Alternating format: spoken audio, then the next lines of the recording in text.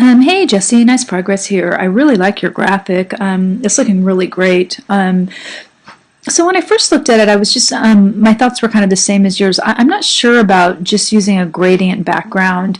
Overall, gradients are kind of a little on the easy side, so you're not going to see a whole bunch of them in a lot of professional work. So you might want to continue exploring different textures, different backgrounds.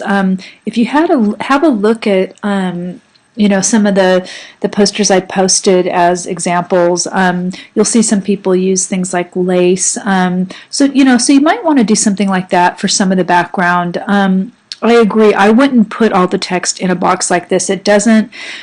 This, and especially with these edges, just doesn't seem to go with this graphic. You might want to just make this graphic bigger too.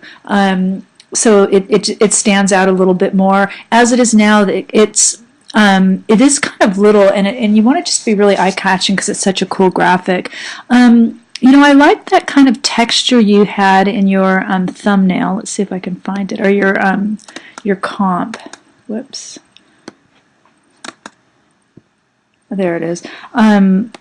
This kind of texture where it kind of looks it adds motion to it, and it kind of looks like it's coming up out of this.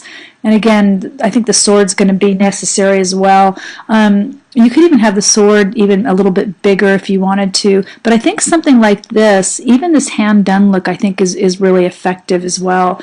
And then you can just kind of add. You can work with the negative space of the poster. So let's say you didn't have any gradient.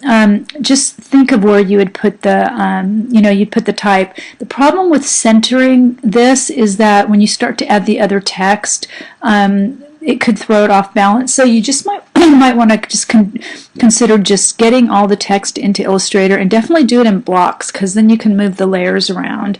And even same with this, you might not want to have it curved like this. So that then you could, if this was a little bit bigger, you can even move it over, and then you've got all of this space. And I'd make it bigger and move it down, and then you could really put the title and maybe the date up here, and then the other stuff in the logo.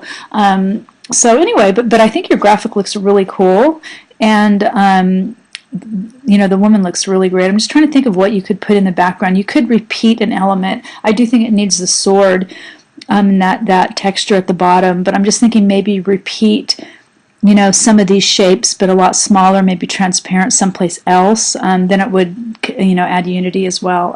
Okay, so anyway, I hope to see you in the Connect room this week, when whenever you guys decide. Okay,